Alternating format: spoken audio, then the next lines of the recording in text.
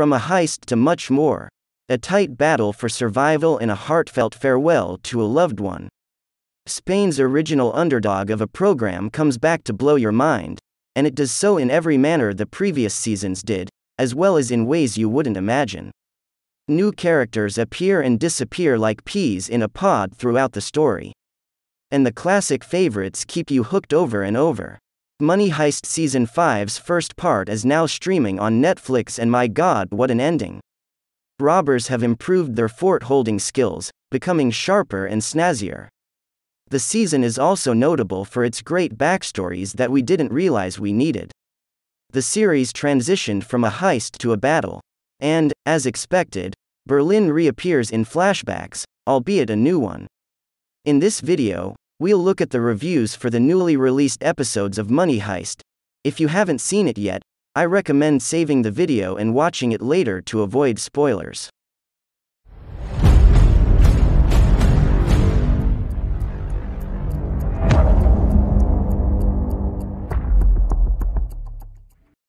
Welcome back everyone to Behind the Lens channel, where we post the latest news and release dates of your favorite movies and series.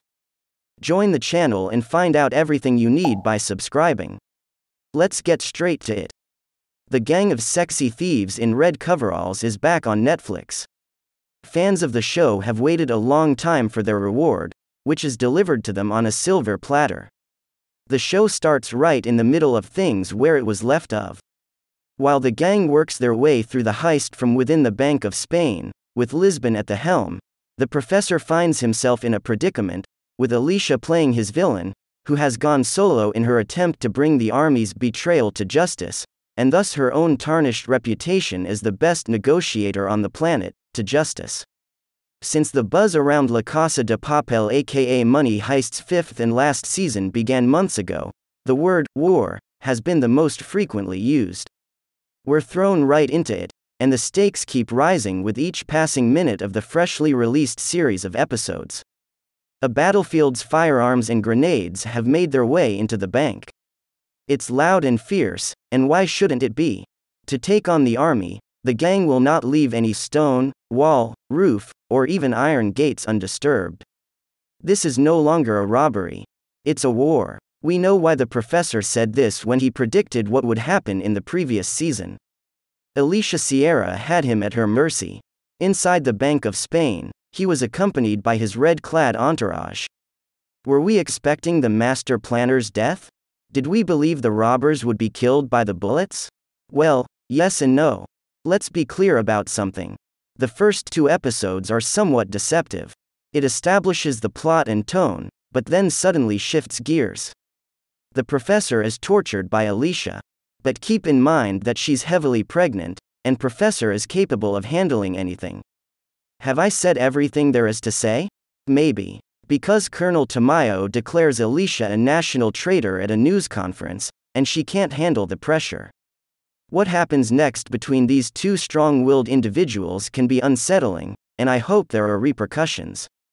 Alicia and Professor, on the other hand, are no longer pals. Testing. Stockholm is finally able to fire several bullets, but they strike Arturo, her son's father.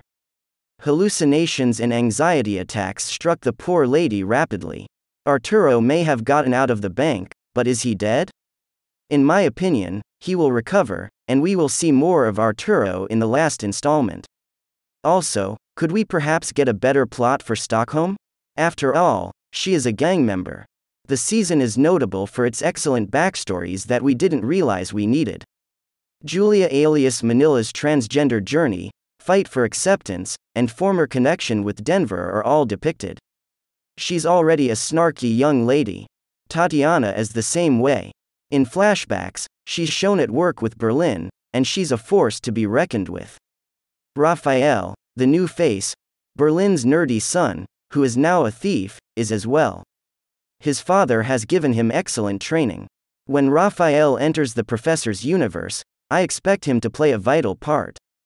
We also learn why Tokyo was given that name. This season, Tokyo isn't the hot-headed, vulnerable, volatile, impulsive gang member we've seen her before. Her inner world, her dead boyfriend René, Her dreams and desires are all introduced. Losing one lover and then finding another, Rio, is the most convoluted subplot in the entire novel. But, like her Rio, it's adorable. During their first encounter, they dance and gaze at the stars. You won't understand why the writers scripted that until it's too late. I hope you prepared your tissue box, as Tokyo stands to lose nothing. She lives for her gang, catching grenades for them and assassinating the man who has wronged them. And she's only recently joined Nairobi. What is good and poor about the current season is no longer the point. The entire game is based on rapid thinking and survival. The robbers have improved their skills. They never longer miss their targets, and the army is aware of this. You're wrong if you think it'll be easy for the military. They're being pounced on by the group. We can applaud from the edge of our seats as each character has their moment. Every gunfire that hits its intended target brings a sigh of relief. After all, this show glorifies anti-heroes, and it's assumed that we root for these criminals and want them to succeed. Nairobi has not been forgotten. Moscow isn't either. When their heartwarming flashbacks are intercut with the battle scenes, it makes you grin. Did I mention the camera work and editing are top-notch? Yes, it is correct. It's going to take 3 months for the last set of episodes get released, which is a long time. While you're waiting, Bella Ciao. But don't forget to keep the bazookas loaded. In the Bank of Spain, the gold is still being melted and transformed into grains. Some of the events in Part 5's first and second episodes constitute season finale material. There are still 8 episodes left before the show wraps off. The introduction of new antagonists is one of the ways Money Heist's team has discovered to constantly raise the ante. Army Commander Sagasta, José Manuel Seda, is the season's main adversary. You'll first meet him when he's pooping. Spaniards have a penchant for scatological humor, but he's bad news for the gang. The only reason I haven't given this season a lower grade is that I don't believe I've seen enough of it yet, and I have faith that some of the seeds sown in seasons 3 and 4 will eventually bear fruit. Tatiana, Diana Gomez, and even new characters like Rafael, Miguel Ngel Silvestre, or Tokyo's previous boyfriend René, Miguel Ngel Silvestre, could play a key part. The ensemble is so large that I'm hoping the program takes a break this season and focuses more on the melodramatic parts of these people's lives. Because no one in La Casa de Papel is completely dead, I'm interested to see what departed people might appear in flashbacks. Furthermore, the show is still entertaining to watch. Sierra and Tamayo, Fernando Cayo, are my 2 favorite characters this season. They have some of the funniest and most politically incorrect lines, and they deliver them with zeal. So if you just want to watch Tamayo's highly problematic tirades in front of his team on La Casa de Papel, you won't be disappointed. I recommend watching La Casa de Papel in its original version with subtitles, like I did with Lupin.